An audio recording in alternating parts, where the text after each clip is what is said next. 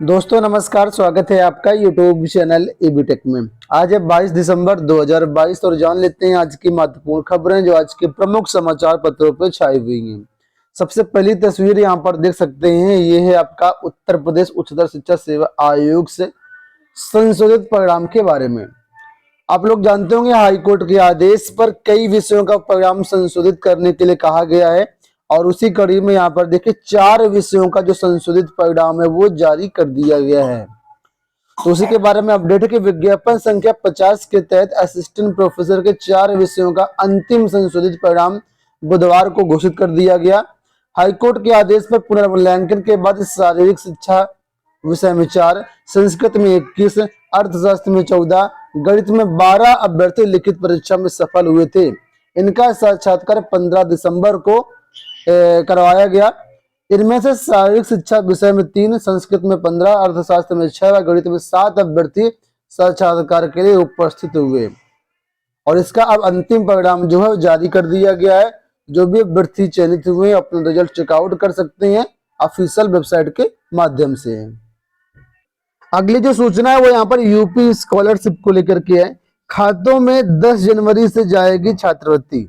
पूर्व दसम यानी कक्षा 9 व 10 के छात्र छात्राओं को अब नए वर्ष 2023 की छात्रवृत्ति 10 जनवरी से मिलने लगेगी।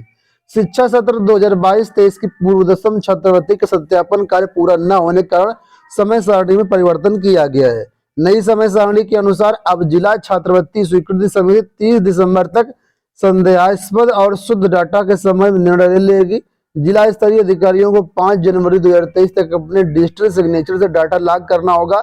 इसके बाद कोषागार से ई पेमेंट के तहत पीएफएमएस के जरिए 10 जनवरी से खातों में जो छात्रवृत्ति है वो जाने लगेगी। बात करेंगे हम लोग दरोगा भर्ती के बारे में। तो यहाँ पर देखो अपडेट है, कई ऑनलाइन सेंटर पर गिरोह ने लगाई थी सेंध। दरोगा भर्ती परीक्षा 2020-21 में गोरखपुर के न्यू सर्वोदय ऑनलाइन परीक्षा केंद्र के अलावा भी कई सेंटर थे जिन पर गिरोह ने सेंध लगाई थी। यहाँ भी सवाल हल कराए गए थे। इस मामले में गिरफ्तार 3 आरोपितों ने पुलिस को ऐसे ही साक्ष्य दिए थे। जब कोर्ट की अनुमति लेकर पुलिस जेल में पूछताछ करने गई तो ये अभ्यर्थी चुप्पी साध रहे थे। उधर पुलिस ने फरार चल रहे 8 आरोपितों की तलाश में बुधवार को कई जगह दबिश भी दी। इस फर्जीवाड़े में भर्ती बोर्ड के एसपी हफीजुर रहमान ने हुसैनगंज कोतवाली में अभ्यर्थी रितेश समेत 11 लोगों के खिलाफ एफआईआर दर्ज कराई थी। आरोप था कि आरोपितों ने भर्ती परीक्षा पास करने के लिए 15 लाख रुपए व प्रमाण पत्र दिए थे। जालसाजों ने केंद्र व्यवस्थापक व अन्य की मदद से 60 घंटाकार परीक्षा केंद्र रितेश को इलेक्ट्रॉनिक डिवाइस मुहैया कराई थी। कहने का मतलब जो आरोपित है इन्होंने कई और सेंटरों पर भी सेंध लगाई थी, वहां पर भी नकल करवाई थी। ये सीधी सूचना यहाँ पर दी गई है। उत्तर प्रदेश लोक सेवा आयोग से 9 साल बाद अपर निजी सचिव के छात्रों में एक खुशी की लहर दिख रही है, क्योंकि इसका विज्ञापन के बारे में अपडेट देखो यहाँ पर कि मंगल फॉन्ट में होगी टाइपिंग की मांग। उत्तर प्रदेश लोक सेवा आयोग की ओर से 9 साल बाद अपर निजी सचिव यानी एपीएस के 300 से अधिक पदों पर भर्ती की तैयारियों से प्रतियोगी छात्रों में उत्साह है। अभ्यर्थियों में दीपक कुशवाहा, महताब आलम एवं इश्तियाक ने आयोग के अधिकारियों को बुधवार को ज्ञापन देकर के एपीएस के पदों की आशुलिपिक कौशल परीक्षा एवं टंकण परीक्षा के लिए 2 टाइपिंग फॉन्ट अर्थात कुर्तीदेव के साथ ही देवनागरी इनस्क्रिप्ट मंगल फॉन्ट भी देने का अनुरोध किया है। तो फिलहाल एपीएस भर्ती के छात्रों में उत्साह, अब टाइपिंग इस फॉन्ट में कराए जाने की बात कही गई है। बात कर लेते हैं सीयूईटी पीजी को लेकर के। दाखिले के लिए आवेदन दिसंबर अंत से। सभी केंद्रीय विश्वविद्यालयों में शैक्षणिक सत्र 2023-24 के लिए परास्नातक पीजी प्रोग्राम में दाखिले के लिए आवेदन दिसंबर आखिर या फिर जनवरी के पहले हफ्ते से शुरू होंगे। विश्वविद्यालय अनुदान आयोग की ओर से बुधवार को जारी अधिसूचना के अनुसार सीयूईटी पीजी 2023 के लिए परीक्षा जून के पहले या दूसरे हफ्ते में अंग्रेजी, हिंदी के अलावा 12 भारतीय भाषाओं में करवाई जाएगी। नतीजे जून के तीसरे हफ्ते में आएंगे और दाखिला प्रक्रिया जो है जुलाई आखिर तक पूरी करनी होगी और 1 अगस्त से सत्र शुरू होगा। जो भी अभ्यर्थी पीजी में एडमिशन लेना चाहते हैं उनके लिए यहाँ पर सीयूईटी के बारे में अपडेट है कि जनवरी स्टार्टिंग या दिसंबर लास्ट से आप इसमें आवेदन कर पाएंगे। साथ ही क्रेट परीक्षा के बारे में भी अपडेट है कि जनवरी में शुरू हो सकती है क्रेट 2022 में दाखिले की प्रक्रिया। इलाहाबाद विश्वविद्यालय में संयुक्त शोध प्रवेश परीक्षा क्रेट 2022 के लिए नए साल में आवेदन शुरू हो सकते हैं। कॉलेजों से सीटों का विवरण लगभग मिल चुका है। ऐसे में सीटों का विवरण पूरा होने के बाद आवेदन की प्रक्रिया शुरू हो सकती है। इलाहाबाद विश्वविद्यालय में स्नातक में दाखिले की प्रक्रिया अंतिम दौर में है। ऐसे में विश्वविद्यालय प्रशासन क्रेट 2022 के लिए प्रवेश प्रक्रिया शुरू करने की कवायद में जुट गया है। आपको बता दें कि विश्वविद्यालय द्वारा 2021 में 40 विषयों की 614 सीटों के लिए आवेदन लिए गए थे।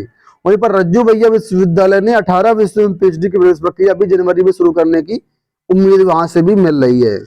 जो कुछ भी अपडेट मिलेगी चैनल के माध्यम से इसको लेकर के हम आपको अपडेट करते रहेंगे। देखिए यहाँ पर मेंबर्स को लेकर के अपडेट है कि लोक सेवा आयोग को फरवरी में मिलेंगे 3 नए सदस्य। उत्तर प्रदेश लोक सेवा आयोग में सदस्यों के 3 पदों पर भर्ती की प्रक्रिया शुरू हो गई है। नियुक्तियों कार्मिक की वेबसाइट जो है नियुक्ति online.upsdc.gov.in पर ऑनलाइन आवेदन मांगा गया है। इच्छुक अभ्यर्थी 24 दिसंबर तक आवेदन कर सकते हैं। साक्षात्कार के माध्यम से तीनों पदों पर सदस्यों का चयन होना है। इस भर्ती प्रक्रिया को फरवरी तक पूरा किया जाना है। आयोग में सदस्यों के 8 पद हैं। पिछले दिनों एक सदस्य डॉक्टर किशनवीर सिंह साके सेवानिवृत्त हो चुकी हैं।